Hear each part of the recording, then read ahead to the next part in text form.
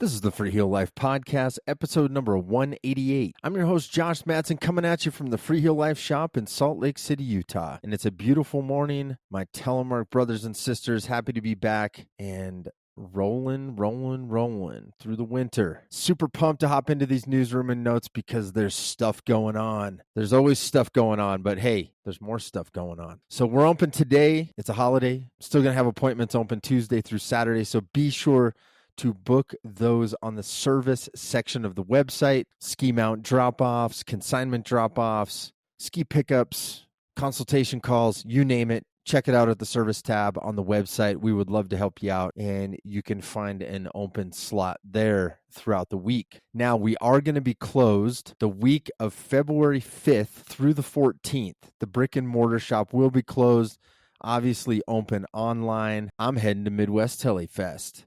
So that's happening 9 through 11 of February at the Porcupine State Park outside of Ontonagon, and looking forward to it. It's I've been posting about it on the Instagram page. We're going to have the demo fleet there. You can ski our Protector 95s and 105s. We'll have our full fleet of NTN boots, and I'm really looking forward to seeing all of my Midwest friends there on the edge of Lake Superior. I hope you can make it if you're in the area and you want to have a little shindig. It's going to be a good time. Moving on into March, guess what? It's World Telemark Day, March 2nd, 2024. And today, the announcements begin. So I've added these to our event and store locator on freeheellife.com. As you send them in to me, that's where I'm going to put them from here on out. And I will be announcing them. Obviously, the list does get pretty wild and crazy by the end of this whole thing as we head into the glorious weekend of March 2nd. But I am adding them to the website now. So if you are interested in that and you want to see where these meetups are popping up, you can do that. So go to freeheellife.com. You'll see it on the right-hand part of the navigation. You can check out where it is. I've got them as WTD meetups. If you're someone out there that's putting a meetup together, hopefully you listened to the podcast last week talking all about it. It could be you by yourself. If you want to be on the website, talked about on the podcast, I'm happy to do that. Whether you're solo, have a group of people, whether the marketing department's getting involved, I would love to help you celebrate World Telemark Day by letting people know in your area, if hopefully they listen to the podcast or they check out the website. And I've been getting after it, sending press releases out and getting all that going. On the community tab of the website, if you didn't catch last week, you can go to the World Telemark Day portion of the community part of freeheellife.com, download all the high resolution assets that you may need, which is essentially the logo. You can do whatever you want with it. Use it to make a digital flyer. You can print merchandise for a fundraiser, whatever you want to do. It's there for you. It's there for the worldwide Telemark community. Have fun with it. And I've been loving seeing some of the graphics that people are already putting together. I know people are printing some stickers. No cost, totally free. Get after it. Have fun. So getting to some of these announcements. Finland, you are up first at Hirvensalo Ski Resort near Turku, Finland. I don't have any details of when that meetup is happening, but Finland, you are on the map. If you're in that zone, that's where it's happening. Massachusetts in the United States, Berkshire East Ski Resort. This is featuring free NTN demos, free instruction from PSIA certified instructors, and this is a longtime participant. You can contact Hal at skistrees@gmail.com for more information. And I'm putting all of this stuff on the website. If you're listening to it in the car and you're like, hey, I want to go to that one in Massachusetts, all of this information, contact info, location, all that stuff is now on freeheellife.com. So check it out. Hal, thank you very much for always putting something great together at Berkshire East. I really appreciate it. California, you're up next. Mount Rose. Sounds like 11 a.m. at Blazing Zephyr. They're going to unload for a group rundown bonanza. More information to come on that. Maine, going to the other coast, to the right coast. Pleasant Mountain Ski Area is going to be having something going on. So stand by for more details. Like I said, this is week one. So I appreciate the people that have gotten back to me already and just said, hey, we're going to do something. We'll get you the details later. So a little less than 2 months to get it to me, but looking forward to it. Back to the middle of the country, Minnesota, Continental Ski and Bike in Duluth, Minnesota will be welcoming folks to join and rejoice in the most marvelous turn at Spirit Mountain for World Telemark Day. All are welcome. If folks are curious about demos and or rentals, you can contact Continental at service@continentalski.com, and they're going to be rolling out details at Continental Ski and Bike on Instagram. And while you're there, pick up some Bluebird Day Gear product. They're one of our retailers as well, and psyched to see that they're going to get a little something going. And I'm going to be hanging out with those guys at Midwest Telefest in just a couple weeks, so I'm looking forward to that as well. Please send those to podcast@freeheellife.com. Include the basics of where it's going to be, what you're going to do, and what's a good contact if somebody hears this and wants to reach out, find out more information. So thanks for participating, everybody. Year number 10.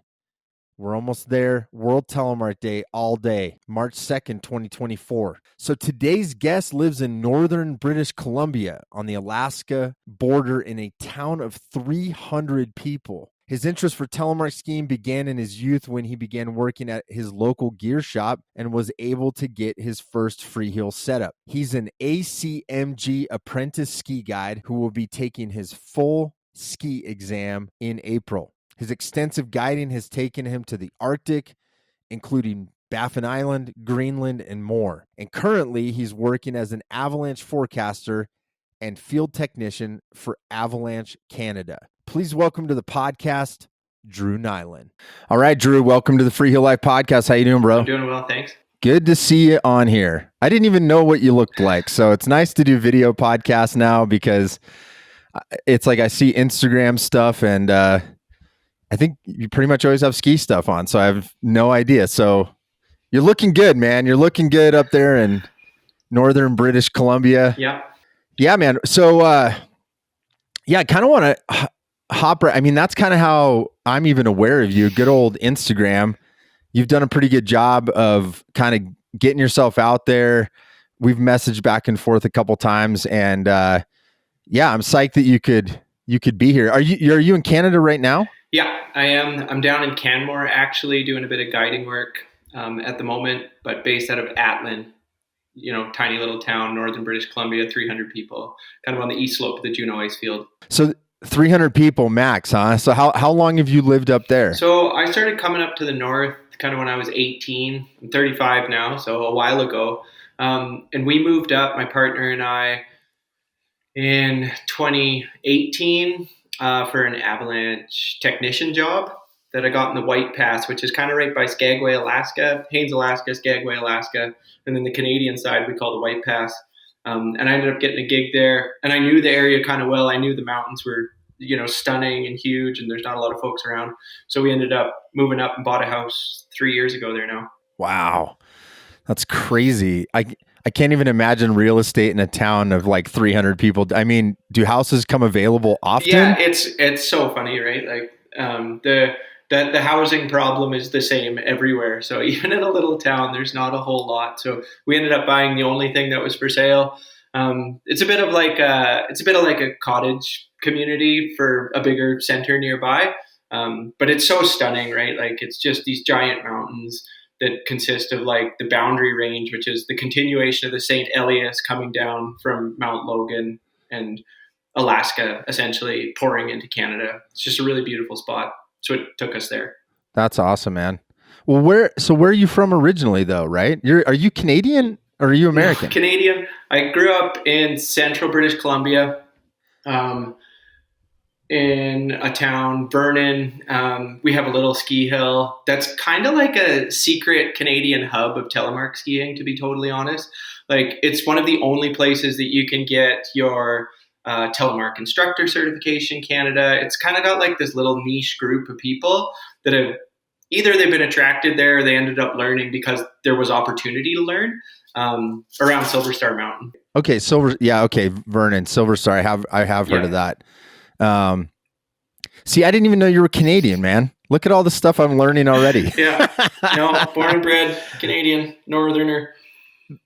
That's awesome. I don't know why I didn't put that together. Honestly, I think, do you guide in Alaska too? Because it's so close? I don't, and there's no reason I don't. I think about it often because it's so good just across the border, and there's so much more infrastructure. Like there's 3 or 4 heli operations right out of Haines. And on the Canadian side, we have nothing, right? Like there's 3 ski guides in, 2,000 miles of where I live. Whoa, dang. So do you just sometimes ski across to America, like over to Alaska? Absolutely. The border is pretty loose. Yeah, you just ski around. What? Oh, come on. You guys are just skiing you're just skiing on over. Right. No one's there. Aren't there some Mounties or something just like hanging out in the backcountry? That's right. Red coats with their big hats on horseback out there. See, that's what I'm imagining, because every time I come to Canada, it's straight into secondary. I mean, the tattoos. They pick you out right away. I'm not, dude, they're not letting me in easy, man. Every single time I go to Canada, there's always, can we have you pull over here, please? Can we ask some more questions? We're going to empty your rig. And I'm just like, okay, like one of these days I'll just, pass on through, but it hasn't happened yet. It'll happen. I promise. As a Canadian, I promise it'll happen. Please talk to the Mounties up there in the backcountry. Yeah. That's awesome. Okay. So you're from Vernon. You grew up your entire life there? I was there until 17. And then I moved to the Canadian Rockies where that kind of like just, mind expansion. You're in like the foothills of the Monashees when you're in Vernon, right? Mountaintop is tree covered. And then you come out to the Canadian Rockies and it's just like, oh my God, this goes forever. It's huge. It's serious. It's a really different place. And that's where I kind of just fell in love with the whole thing, right? Like I telemark skied when I was in Vernon because it was accessible. It was like a cheap way to get gear and all this. And then when I came out to the Rockies, it was just like, oh my God, and fell in love with skiing, became a ski patroller, and just kind of went through the industry. Yeah. Were you like Lake Louise or like somewhere that way? Louise. Yeah, buddy. I haven't skied Lake Louise. I've driven that highway though, and it is massive. Like, especially when you fly into Calgary, and then you're like, okay, cool. Like, I'm gonna drive into the mountains here, and we were actually going to I can't even think of what, Rogers Pass, I guess, in BC, but driving that highway, it's massive. So but that drive like past Lake Louise and that whole area, I did like we were going to Rogers Pass to heli back into an area there, but man, that's epic stuff. So yeah, the roadside access in the Rockies is crazy. And then Rogers Pass is kind of the other side of it. You're in the Selkirks there, but just your ability to like interact with the mountains is, as far as places I've been, at least, it's like pretty unparalleled anywhere else. Yeah. So you obviously grew up skiing, because I'm assuming living in Vernon, it was like Silver Star's there, you're skiing as a kid. Yeah. What kind of walk me through that? Like outdoor family, parents are skiers, like what's all that? No outdoor family. I followed my brother. I've got an older brother. I followed him to the ice rink. We're Canadian, so you have to play hockey. That was our thing, right? He was very talented. I was very not talented at hockey. Team sports were not my thing necessarily. And so that's when the transition happened. Probably like we skated and skied, but it wasn't like a huge part of our lives ever. And then, kind of in my teens, the transition came where I was like, you know what? I'm actually more into like the solo sports stuff, skiing, running, that kind of thing. And so I split off from him, and he did very well in hockey. And I kind of went on to do the ski stuff. First job out of high school is at a gear store. and like my idol works at the gear store, and he's this like shredder telemarker, and I was like, okay, that's what we're gonna do, just to figure out whatever Steve is doing, and we're gonna make that work. Steve, I was gonna ask you his name, dude. Shout out to Steve at the gear Steve shop. Russell. That's awesome. That's like how you saw Telemark, was like through Steve Russell at the gear shop. Totally, like it was, there were people telemark skiing at the hill, but it was never something that like had crossed paths with me. And then you like get there and it's your first, you're like 17 and you're like, I got a pro deal on something. I'm going to buy something cool with my money. And I was just like, well, the coolest possible thing I can buy is some telemark gear, because that's what Steve does. Hell yeah. So what did you get? What was the first setup? The first pro deal? First pro deal, I had a pair of Carhu Storms. The ski? Yeah. It had like a silver top sheet. It was pretty directional. Okay. Maybe 90 underfoot. I had a pair of 178s maybe, with a pair of BDO ones and T2s. Nice. First setup. Like the blue ones? The two buckle blue ones? Nice. So like we're talking probably like early 2000s then? Probably like 2000. If I was 2005. Yeah, okay. That makes sense. Yeah, because if you had 01s, that totally makes sense. I love that you've got the catalog. So you got to date it. I'm trying. I know. That's my next journey in life, is to actually know the exact dates, but it's always a little fuzzy. I have to like think through, and I'm like, okay, which boot? Okay, that right. Boot. Oh, free pivot tour mode. Yeah. Okay, that means like this between these years. That's funny. Yeah, no, that's cool, man. So at least you had a free pivot tour mode right off the bat. Yep. Man, you're a young buck, dude. Come on. I know. But it was good. Yeah, that's awesome. So did you get a pair of skins? Like, I guess, were you introduced to Telemark sort of as a backcountry access thing, or more as a resort? It was a resort. It was completely a resort thing to me, because the backcountry I didn't grow up in an outdoor family, so that wasn't even a thing. I was like, where do you ski? You ski at the ski hill. Those go together. Yeah. Right. So it hadn't clicked yet that like any of these mountains out there, outside the runs, you could like hike up them, come down them, like make your own world out there. No. And it's like not super conducive to that as like a young, or like a teenager in the Vernon area, because there's not a lot of ski touring opportunities, and the ones that are available are like sled access. So it's not like so apparent to you that that's going on all the time. And then, it started with like the powder horror movies that we would play in the store. And I was like, okay, well, where are they going? Like, how come it looks way different where they are? And that's when it all started to come together. You're like, Silver Star doesn't look like that. Like, what is going on? Like, where are these guys going? Powder horror? Like, I know. That's small funny. Town kid, right? That's cool. I love hearing people's backstory, because it's like, especially like Steve at the gear shop being like sort of this conduit. Yeah. Does he still know? Do you still know Steve by chance? Peripherally, I'm totally going to tell him to watch this. But he's still a fantastic telemark skier from what I know. We every 5 years or something I hear from him. He's still in Vernon, I think. I love that, dude. That's so cool.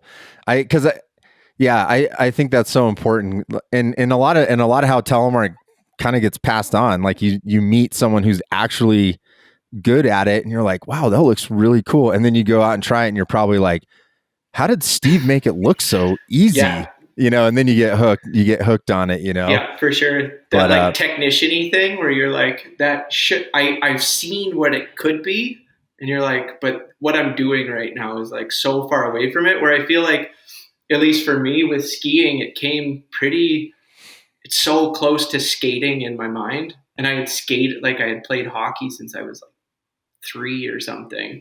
So the notion of like how they slid and edges and all that came really apparent to me. I didn't have like a big, maybe cross country skiers feel that way towards telemark, where they're like, oh yeah, my heels aren't attached, obviously. But it didn't feel like that. It felt so completely foreign. And that was totally the hook that got me. That it's like, oh, I've got to figure this out. Yeah. Well, and I think, doing ice skating. That seems like a really good crossover too, just because, I mean, you're on such a thin piece of metal, independent foot movement, all that type of stuff. I guess, did you play any other sports than hockey, or was it? Hockey was like the thing that was played at home because my brother played and he was good. But yeah, like I dabbled in kind of every sport that was offered up to me just because I like physicals. Like I enjoy that kind of thing. So I played volleyball and whatever was on offer, but never anything with the like kind of determination that skiing and to a degree climbing as well kind of overtook my like life at the time, and then like has perpetuated into adulthood. Were you like the enforcer guy on the hockey team?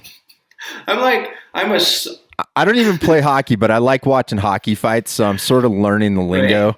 I think that's is that what they call them? Enforcer? It is, yeah, it is. I'm like a solid 5'10", 160 pounds soaking wet. So I was like more of a light finesse, pass the puck kind of guy. Finesse player. I'm just giving you a hard time. Yeah, you didn't strike me as the kind of, like fist fighting hockey guy, missing teeth, that kind of dude. No. Although we're talking like you're a kid too. Like that's true. You're probably not. Yeah, I don't know. Can you fight in Canadian hockey when you're a kid? No, up to us. Well, fighting's a weird part of hockey that at risk of being in the doghouse with all Canadians if I make a comment about fighting in hockey. There's like you wear a lot more equipment when you're a kid than they do in like the pros, right? You've got like full masks and stuff, so fighting doesn't really make any sense. Oh yeah, that totally makes sense. See, I know nothing about hockey. This is why we're on a Telemark podcast and not a hockey one, because I sound like an idiot.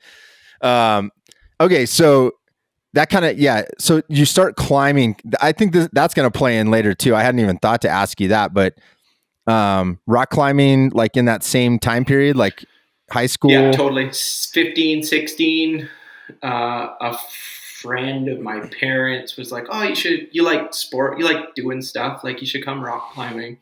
And it was another one that like the hooks were in right away. I watched someone climb something and I fancied myself like physically able. And then I went and tried it and like couldn't get off the ground. And those like challenges have always been like my greatest, drive to overcome something when you just are so terrible at it. So climbing was another one, just like telemarking. Were when you first got introduced to climbing through these folks, was it like sport climbing or trad climbing? Sport climbing. It's where that area, just the rock is conducive to sport climbing, not really trad climbing. So it's mostly sport. Yeah, cool. Did you get into trad climbing later on? I'm assuming. Yeah, that happened pretty shortly after. In the same kind of vein of being like, it's so aesthetically pleasing to like climb something that doesn't have anything on it, and then to walk away, and there still be nothing there. It's pretty nice. It's got a similar feeling to me of like seeing beautiful ski lines or beautiful up tracks or whatever. Yeah. No, that's cool, man. That's that's climbing's. Yeah, it's funny. It's funny because I was more into climbing in high school than I was telemark skiing. I mean, I telemark skied, but I worked in climbing shops, worked in climbing gyms.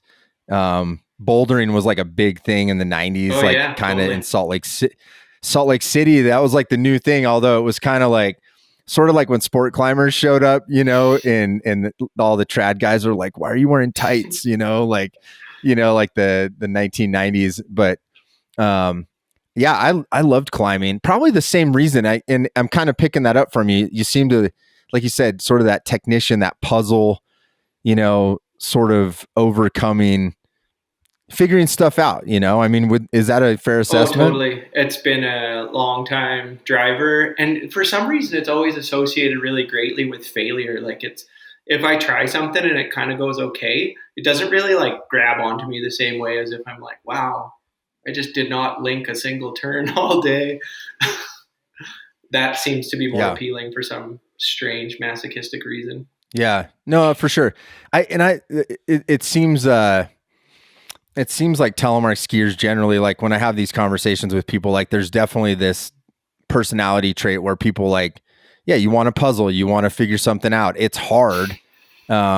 Here's a good question for you. I want to hear your answer. If you had to explain telemark skiing to someone, would you tell them it's hard?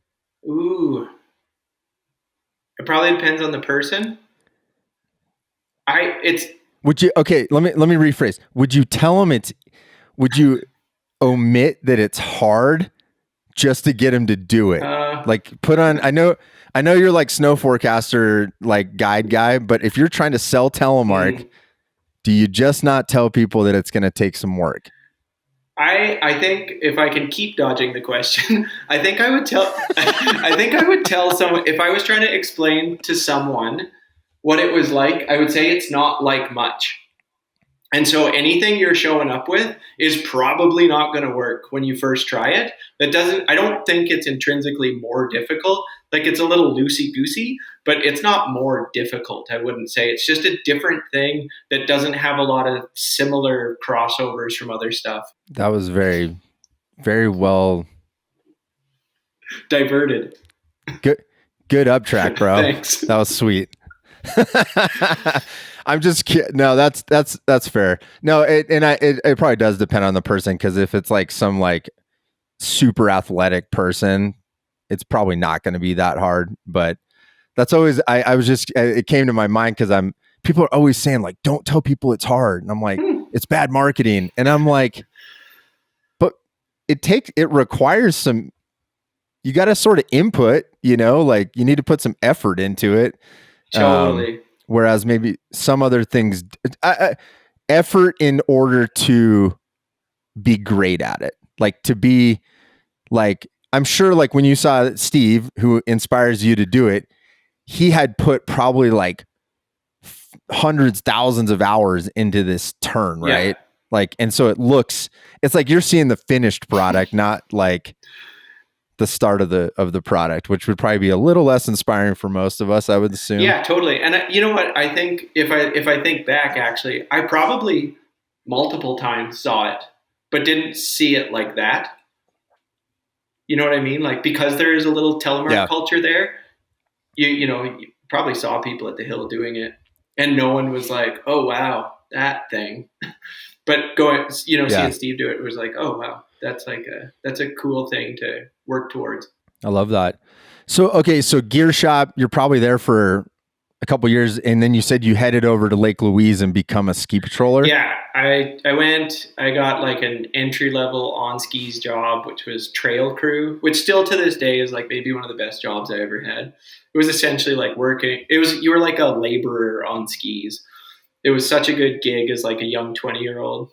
But you're part of the snow safety team at Lake Louise, so you'll get like taken out to help with whatever, and it's kind of assumed that you're a strong skier, and they assume that you can like help move toboggans or whatever it is, just move stuff around the hill on your skis. And that got me into like Lake Louise has a long season, right? So we're talking about like 100, maybe not 100, maybe 80 or 90 days working on my skis and then skiing on your days off. And it just like that kind of repetition, just assuming you don't have like the worst technique ever that you just keep repeating and making things worse. But like, it just kind of builds a certain amount of comfort that I just don't know of other ways to do that without maybe being like an absolute ski fanatic where you like live in the parking lot and ski every day, or you're independently wealthy or something. But it's like such a attainable way, and it, at least to me, to like get hundreds of days in a row trying something, practicing something, and feeling so comfortable at it. So that was like that, according to me, at least, if I look back at my life, that was like a huge point of being like, I feel more comfortable with my skis on my feet than I do without my skis on my feet if terrain is steep. It just feels more comfortable, like I'm safer. Huh. That's cool, man. Yeah. I mean, ski patrol is definitely a ski profession that probably doesn't get a lot of, I think it gets respect from some people, but I think it's probably overlooked by a lot of people. And I mean, people are in their boots. Like you said, they're in that equipment hundreds of days, and yeah, the comfortability factor and the way you're moving amongst the mountain features too is pretty unique. You're not necessarily just like, I'm going to take, Joe's run to the bottom, and, you're like traversing and the snow safety aspect and sidestepping and maneuvering through hard features and stuff like that. Yeah. So shout out to the ski patrollers, because that's some hard work. Amen. I was gonna ask you though, like, so you've gotten into Telemark. What was the culture like within the ski patrol at Lake Louise back then?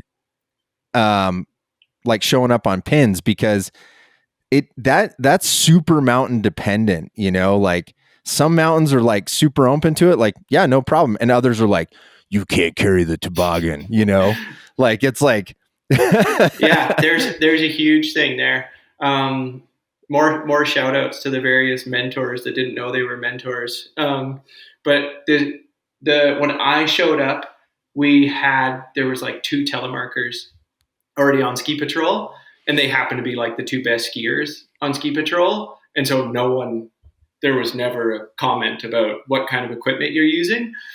I was not that telemarker at that time.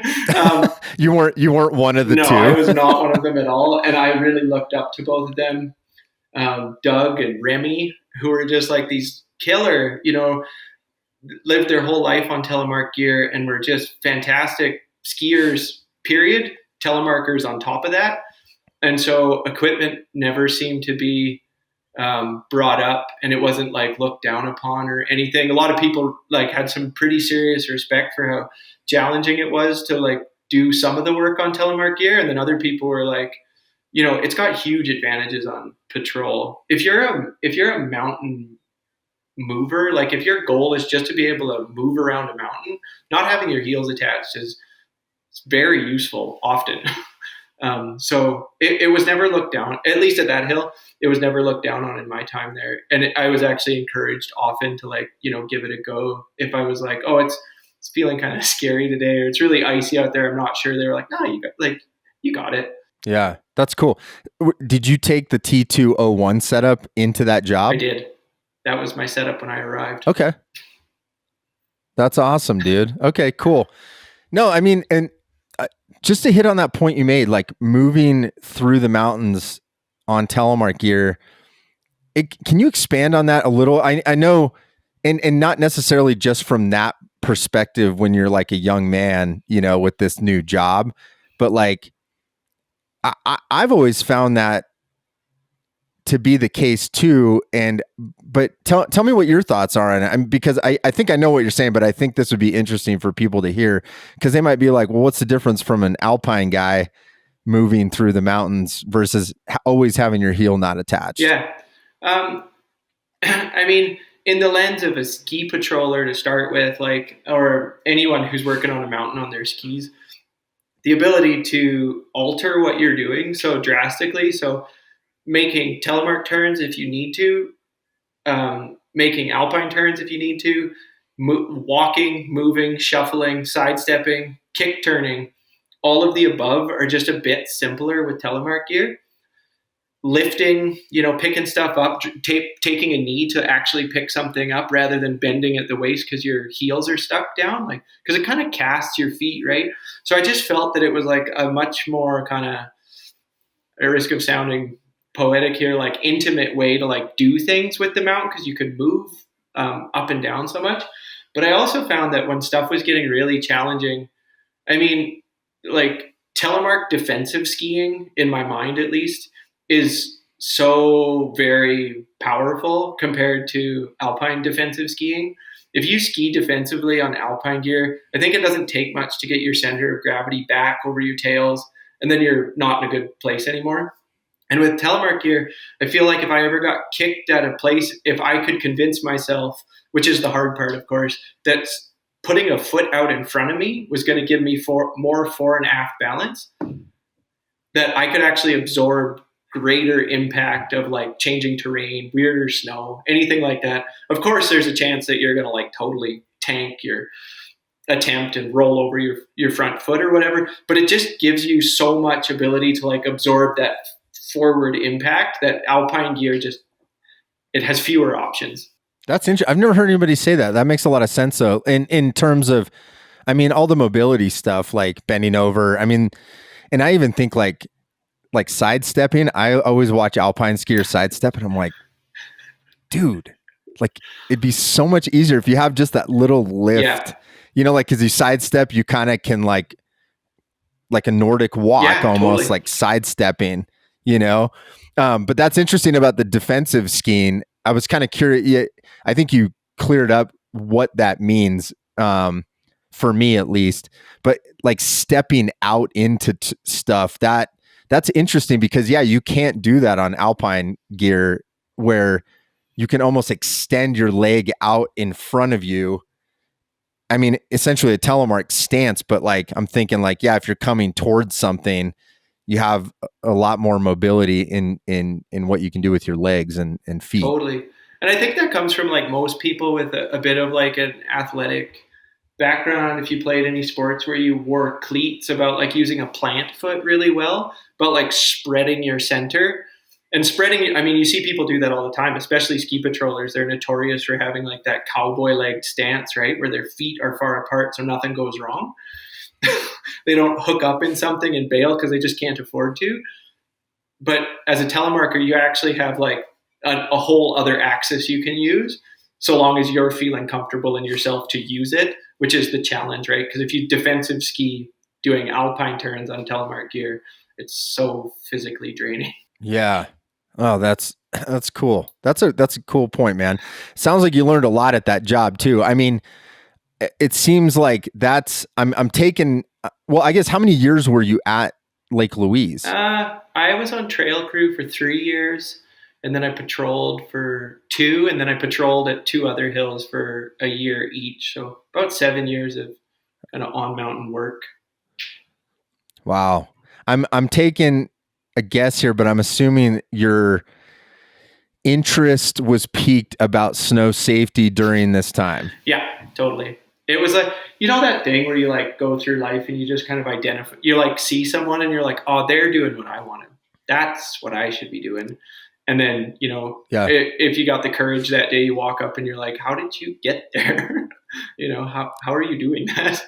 And so, there were really interesting people on the snow safety team there that did, for many years were references on various things I needed to get through, like all the Avalanche shirts and whatever, that were very good to me. So with that snow safety stuff, I mean, were you already coming out?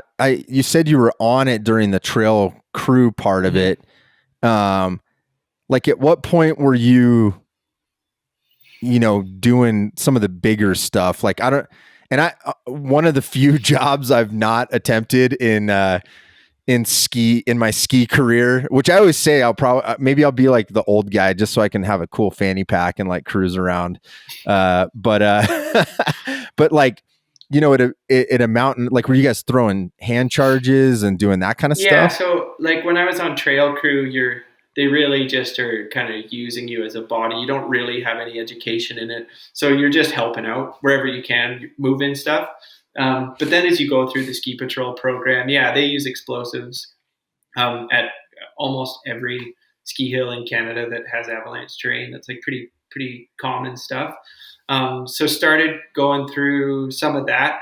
But really, I don't know exactly how it works in the US, but in Canada, there's a pretty like substantial kind of educational component to all the avalanche stuff.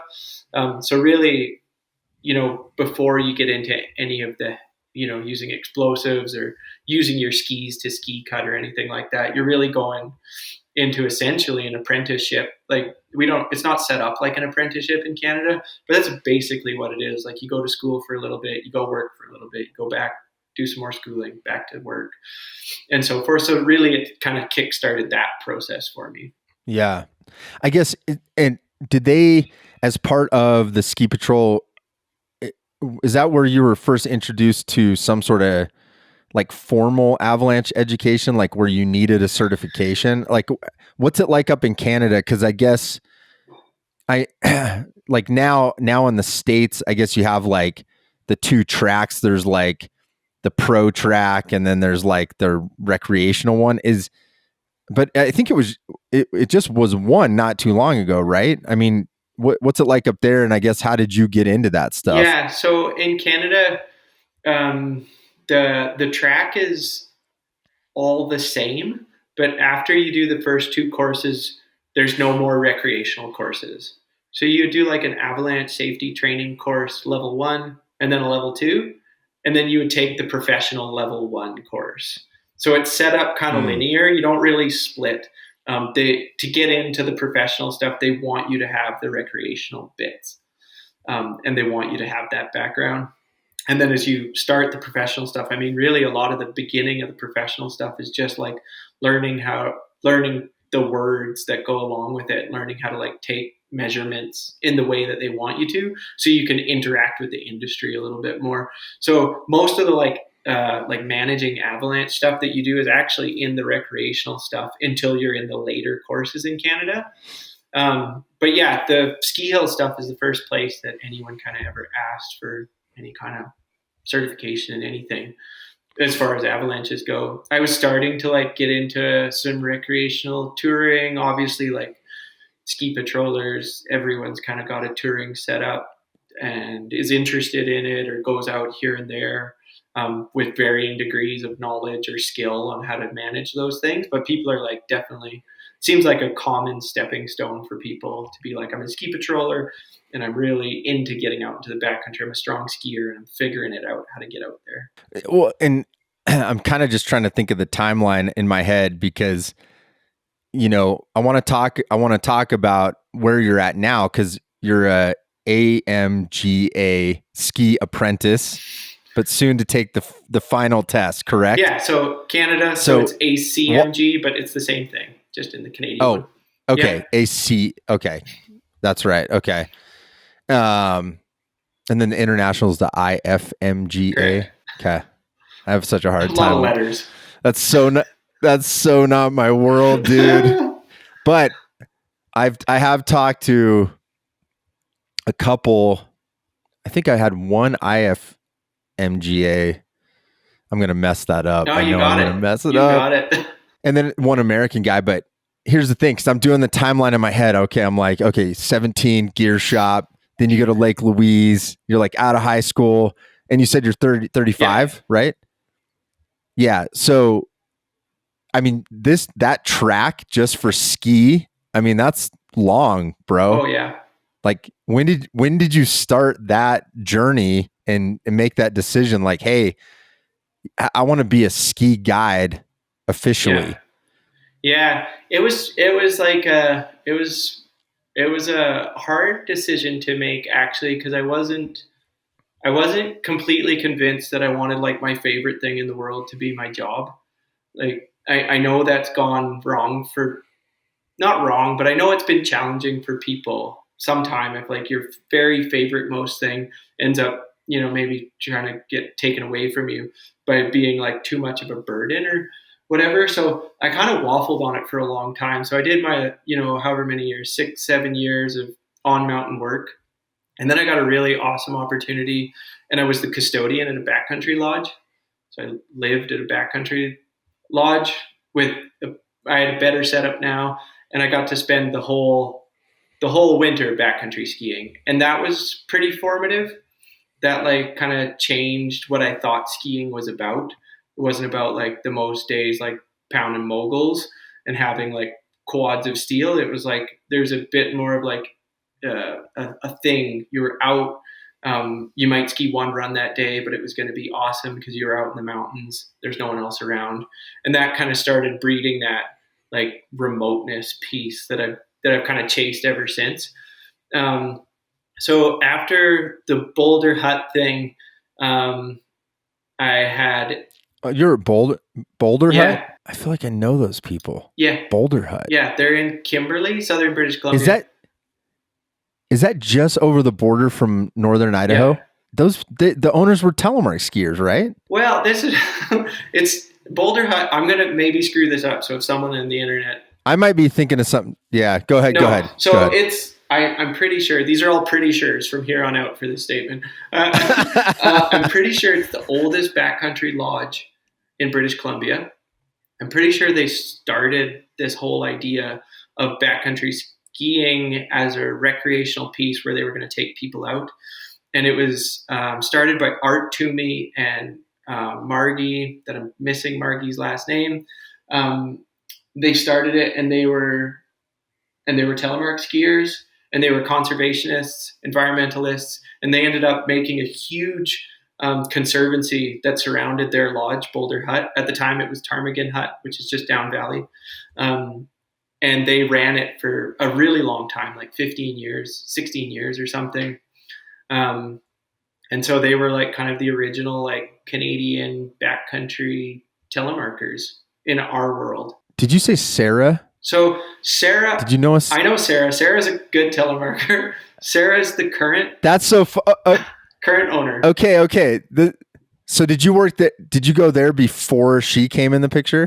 No. I was there with Sarah and her 2 kids and her husband, Mark. Yeah. That's so funny. Okay. Sorry. I was like digging through an email real quick because they used to come down when I showed my telemark movies in Sandpoint. Oh yeah. Sweet. That's Idaho. where they live, or that's where they did live when I worked there. Totally. Yeah. I was like, you said Boulder Hut. I'm like, I swear I know those people. That's so funny, man. Yeah, no, totally. They used to always come down when I was in Sandpoint, and they were always telling me I should come to Boulder Hut, and I obviously never made it, but shout out to Boulder Hut. Man. Everybody go to Boulder Hut and do some skiing. Yeah, so it's great. It's great skiing. I love it. It's still one of my favorite places. Wow. Yeah. So that was your first job. Oh wait, no. So you were the custodian. Yeah. There. I just I kind of ran the lodge. Mark guided. Sarah ran the lodge with me, and homeschooled the kids. And I just kind of kept I shoveled, split wood, and then clipped on my gear and ran after the group, skied for the day, and then I would run back as fast as I could and set up for whenever guests came back. Did you have to cook or anything? No, we had to cook too. Yeah. Still, dude, that custodian job, that's legit hard work, man. Oh yeah. Shout out to all the people that are running a lodge out there somewhere in the backcountry. It's every job. Yeah. Yeah. Yeah, I know, because there was when I went up to Rogers Pass, or I guess we flew out of Rogers Pass. It's called like Golden Holiday or something like that? I don't know. Golden Alpine Holiday. Yeah, there was one hut out there. The custodian, man, he's out there chipping away the ice to get the water, and totally, because we had this little high mountain pond or whatever, little lake, and that's where the water for inside the sauna. I mean, it was tricked out, but behind the scenes, this dude's running around making sure, we're all all right, cool. We just got back from touring. Let's have cocktails. And he's out there chipping ice and moving stuff around. But he would come out skiing with you? Yeah, right. Totally. And he shredded too. And he definitely was living the life, man, for sure. Yeah, it's a cool gig. Yeah, I think a lot of people don't know that's a job out there that real people can have, but it's such a cool way to live there, to see the snowpack, all these things that became formative later in my life of you just watch the snow fall every day and you get this crazy different sense of avalanche hazard than you would if you just drop in and you read the bulletin. And it's all great information. It's exactly what you should do. But when you see it every day and you're living in the mountains beside the ski run you're skiing, you're like, oh yeah, I remember when that happened. Yeah. Yeah. Yeah, it's different. So did you have a lot of, did the Avalanche, I guess that custodian job, I mean, walk me from there forward. 'Cause I'm kind of curious. Yeah. Like you said, you waffled a little bit. You're I don't know if I really want to be a ski guide, but how did you get to that decision finally happening? It's this part of the story becomes long and far away from the ski world. I'll just condense it down, but I was skiing. I broke my leg really bad. The doctor was like, you should consider a different job because I don't know if your ankle's going to be able to move anymore. I was like, okay, sweet. And I ended up getting this job working in the Arctic, doing Arctic guiding. So taking people around to see animals like polar bears and all this stuff. And I did that for a while. It ended up turning into a ski gig where we made this ski thing on Baffin Island. It was so mind blowing. And I got to see so many cool places through that job. And through all of that, it was like, I don't know, 5 years of doing that. It like struck me at some point that I was like, I actually am not skiing that much anymore. I'm like gone down this road that I thought was so cool, and it was cool, but it like wasn't ending up where I wanted it to go. So I was like, okay, we're going back. We're going back to what I want to do every day, which is I want to ski every day. And that's kind of when I ended up hooking into the Avalanche Canada work, and was like, you know what, the path forward with this, if I want to be in my ski gear every day, because that time away from it like really built that passion back up. And I was like, if I want to work on my skis every day, I know a way to do this in the middle of nowhere, and it's to become a ski guide. Like, I want to be out at these like faraway places and see new mountains and go to new places, and I can make a run at this if I'm a ski guide. So that was like a switch flipped, and I was like, I'm gonna just figure this out, like whatever it is that I need to do. Like, there's a whole resume process and all this stuff, but I had all the Avalanche certs from my work, so I was like, I'm just gonna go hammer out a handful of days that they want to see to get in on this like resume system and put in my application. And now I'm a couple months away from taking the full exam in May. That's amazing. Good. Congrats, Thanks. man. That's what I mean. Well, and it's a long road just for the ski side, but then, it sounds like you kind of had like that's cool that you got some like life experience too, because I mean, it really does take a unique type of person to like want to be like a legit pin ski guide. And, I think that's, that's cool, man. How many years total have you been down, like since you made the decision to go down the path? I made the decision 3 years ago. I got into the program the next year. So you got to like apply the year before. So the first year I decided to try it. I put in an application. I got in, but that means that the next year you do it. So I got in, I passed. So that was year 2. And then you have to have your apprenticeship for at least 1 year. So that was last year. And now you just apply for one of the exams and you get it, whichever one they give you. And I ended up getting one in May. So I'll be on the May exam. That's awesome. So like that apprentice year, that's kind of like when you're tail guiding usually and stuff, or is that like part of it? Yeah, usually I would say once you're an apprentice, you're typically you're still being supervised, but it's not the supervision necessarily of like someone being in the front of the group and you're in the back of the group. You usually have your own group and you're running adjacent to the main program, and they're giving you feedback on how you're doing, or if they thought you did something, different, or so it's far more of like once you're an apprentice, you're typically acting as a ski guide under supervision. So kind of like a med student or something like that, where you're doing the work and then someone's auditing if you've done it well and telling, giving you feedback on it, rather than like usually before you're kind of going in the program, you're kind of getting some tail guiding work and you're, at the back of the group, just kind of following tracks, making sure everyone's okay. And usually, doing first aid if someone's hurt or whatever. I guess, that med side of it too. Like, have you had to do a ton of medical, like stuff like that as part of that? Yeah. I don't even know what goes into this. Yes. So there's like you need a certification. You need like a 90-hour wilderness first aid. But aside from that, like if you're a ski patroller, ask your ski patroller people the kind of stuff they've seen at like big mountains, and it's just mayhem sometimes. Like the people come in real broken up sometimes. Yeah. No, that totally makes sense. So, okay. So where are you working now? Like, is there a guide service, or are you just solo? And I guess because you're apprenticing, how do people find you? Where do people find you other than skiing into America without showing your passport? So I'm going to put you, I shouldn't put you on blast. All of a sudden you're going to be like in the middle of nowhere and this dude's going to just like walk out and be like, passport, please. You're like, bro, Madsen, shut up, dude. So that's my favorite line. So, for my apprenticeship, I'm working under people. So that's why I've come down to work in the Rockies for the winter. So I'm here working for a bunch of the local guiding places.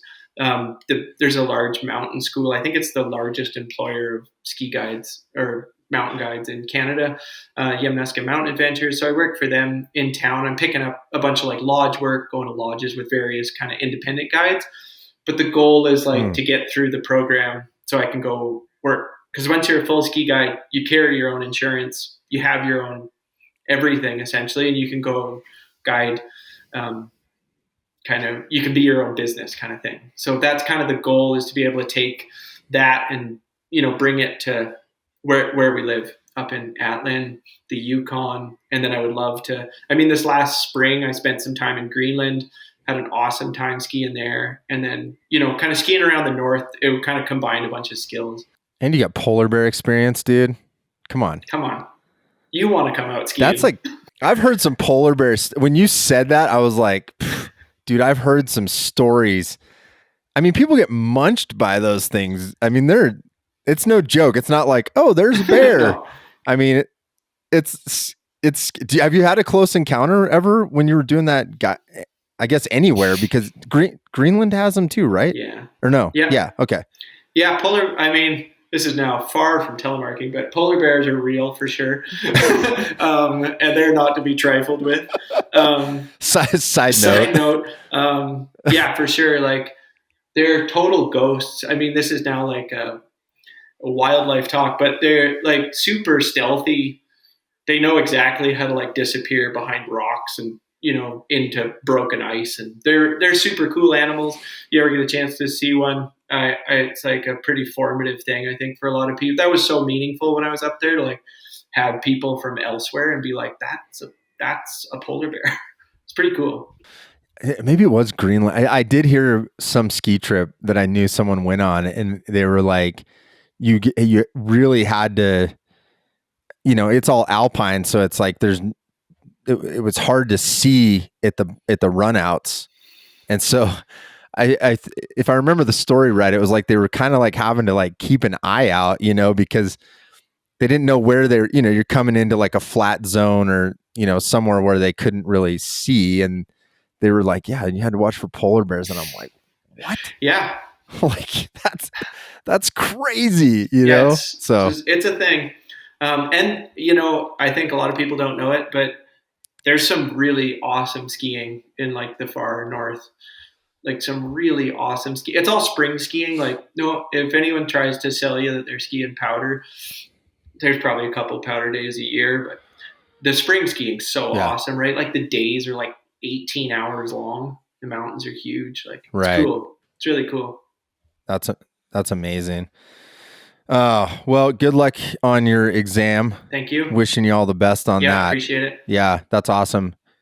And definitely I'll have to keep me in the loop, like where you're guiding and stuff too, later on. Cause it would be cool. I think people that are going to listen to the podcast, I know that's a really cool thing to be able to connect with a telemark skier that is a guide too, and I think that's a unique aspect.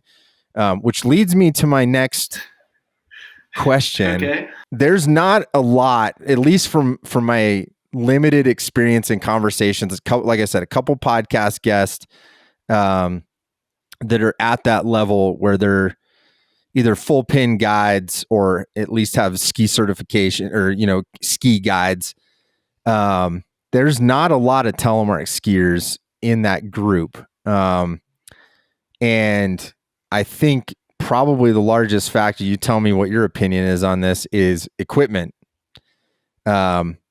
It's, and I think that was part of why I wanted to chat with you on here is tell me, I guess without me like sort of leading the witness here, tell me what, as a guide who you obviously have this long history of telemark skiing, you really enjoy it. We've talked about how the mobility factor of moving through the mountains, but as a guide, what are your needs of telemark equipment? Because it's very different sometimes than maybe just like, skiing in Vernon, like that's a different type of person a lot of times, For sure. I think,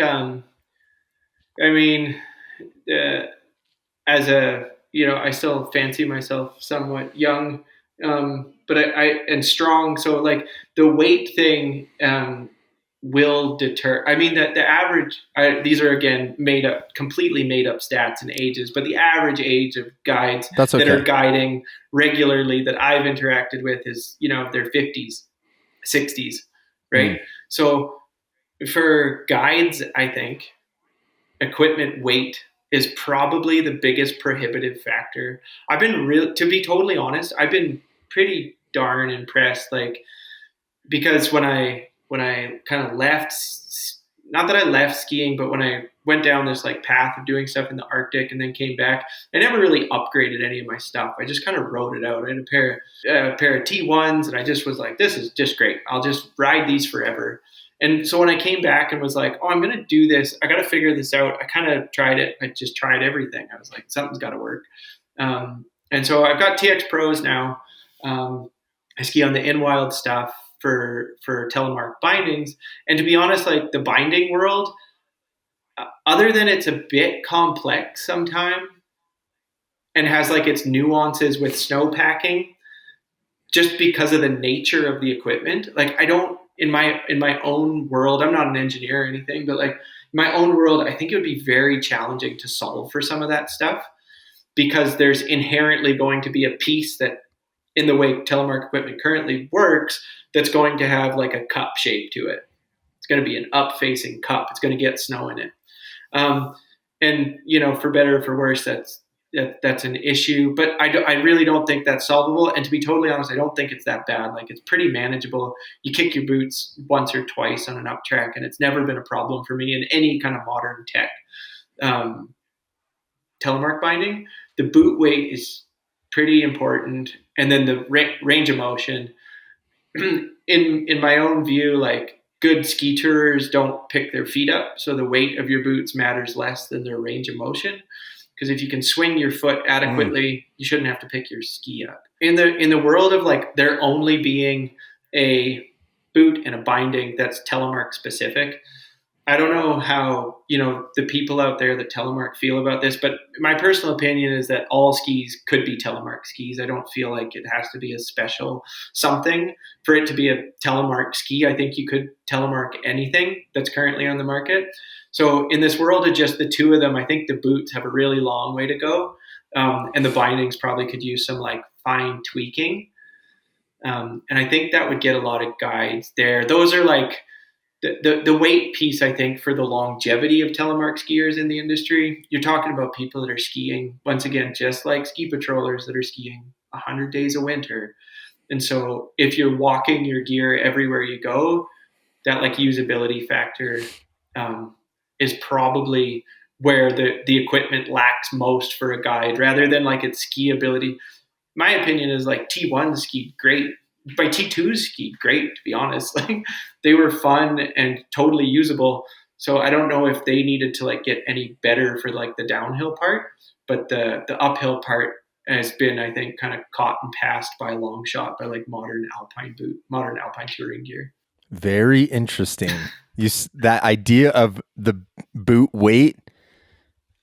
I mean, honestly, you're probably the first person in sort of your space that I've heard say that, which I think is valid, I mean, so quick recap is range of motion more important than the weight, and because you really shouldn't be picking your feet up, and not to say, but if you could have both, I mean, obviously that's a bonus. Both. Yeah, like sure. less weight on the up. There was I can't remember what podcast it was, like a year ago. And somebody was like, it's this many grams different. And I looked up, I just like Googled like what equaled that amount of grams for like a TX Pro.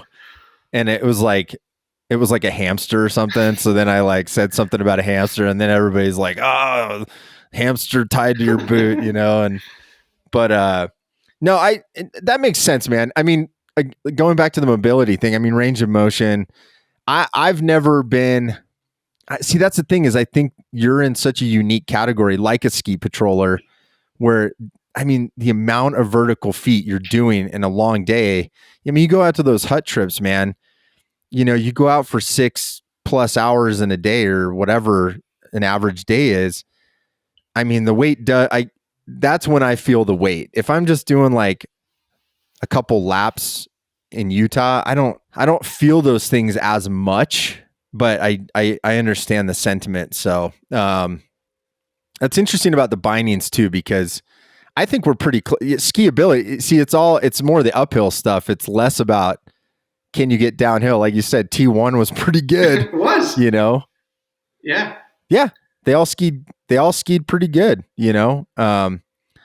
So kind of the synopsis though is like, it's really that uphill, long travel, long day, lots of vertical. Yeah. Those are the features that need to get improved on. As a guide, I mean, there's in my own personal view, there's no safety issue. We don't, as guides, I'm not going to speak for everyone, but I would say generally most of the people I interact with in this profession aren't using brakes. They're, using any kind of the extraneous stuff. They kind of pared it down to whatever is going to be the simplest, most usable thing. Releasability has gone through the roof. I mean, my old BDO ones just didn't come off unless you tore the screws out, and modern Telemark bindings release.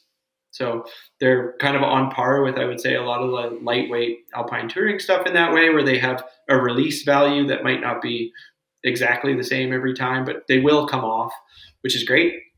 So I don't see any of those kind of glaring issues that maybe once were a thing for the backcountry centric Telemark user. And yeah, the walking uphill range of motion thing is, if you can point your toes, you can take a longer step. And if you're ski touring well most of the year, unless you're really deep trail braking, your feet are kind of on the snow and you're shuffling along if you're doing it kind of as energy efficient as you can. So those are the things I would be really chasing. Yeah, I love that. Boot modifications, you roll stock boots? I've got 2 pairs of boots. I've got standard stock TX Pros that I've taken the power strap off of because I didn't feel like it did anything, and the Velcro thing just doesn't. You got touring pants on. I'm not adjusting stuff. I just want to kind of knock buckles off and on. And then I've got a pair of the black and yellow TX Pro with the pins in the back with a Maestrale cuff on it and a pair of zip fit liners in it. And they're pretty good. But you feel I got deep into it at a point in my life and was dremeling out pieces to try to make it really quite smooth. And just my own experience with it. I don't know if I got the wrong cuff size, because I know some people are using upsized cuffs or whatever. Anyway, there's a whole boot mod thing here, but I dremeled out a little piece, but they always still have a bit of clunk to them. And so I never take those out for guiding days. Doesn't feel appropriate to me if my boot blows up to be out with a bunch of guests and be like, oh, sorry. Sorry, my boot disintegrated. Yeah, exactly. That doesn't strike me as real pro, especially I feel often that there are some sneaky Telemark ski guides out there that don't do it lots, but have a setup that they'll take out here and there on good days or whatever. But I don't feel like it sets me up as an advocate for it if my boots are going to blow up while I'm walking around with people. Yeah.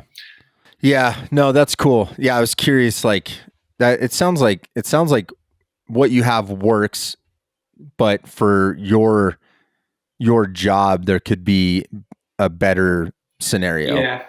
And for sure. Yeah. That's cool. I love that, man. Well, that's a good run. I mean, I think we hit most of what I wanted to do. I mean, I love the story about how you got into Telemark. I mean, you're funny enough. I mean, it sounds like maybe you were a gearhead at one point, real deep. But I'll be honest with you. The one thing that's kind of striking is you don't strike me as the super deep gear. I don't know, man. It's just, you're T1s were cool. I like that because you were out having fun and doing it. I mean, obviously your profession now requires a little bit different. I don't know. I think there's a lot to be said for that, because it sounds like you're having a great time, and that's what's fun, and you really enjoy making Telemark turns, and I think that's awesome. No, I've preached that for a long time, that the equipment people used I love ski history. I love that people were doing what they were doing, 10 years ago on the gear they had at the time that was plenty for them, and the people that were doing stuff 70 years ago that they were doing with what they had. And you look at videos and pictures of people and they didn't look bad out there. They look totally fine. So I think it's whatever you can do. Obviously you shoot for more and you try to make it work for you as best you can. But the experience, I mean, I think Telemark lives in such a special place because it's not like, if you wanted it to have more control, you just clip your heel down. You know what I mean? Like, you could make it stiffer, but we don't have to go that way because the end goal of it isn't to make it as hard charging as possible. It's just it's like a kind of funny middle ground just for the joy of doing it thing. So I don't think I really need stiffer boots, or because that would kind of take some of the fun away. Yeah, no, for sure. I mean, it's the solution to Telemark and these different ways we've talked about throughout the podcast is not lock your heel down. It's find the solution that works. And I'm not as much of a gearhead like that, but I do appreciate that sentiment because I think we're doing what we can and it's a small space and I don't know. I hope they find, because the more I talk to guides, I do hope they figure something out that works better for you guys and girls. But I just want to make sure that, I feel like that is kind of a missing link because I think what you said, being an advocate, I mean, to advocate for telemark skiing, if your equipment is not at a professional level, that's hard. Totally. So, my version of the history of the equipment and stuff like that is that we're actually in a pretty good place. We're behind on weight and a couple things, but generally I think we're fairly on par in a lot of ways. I love that. No, I would agree. Yeah, especially for people living in Vernon, BC. I mean, that equipment's good.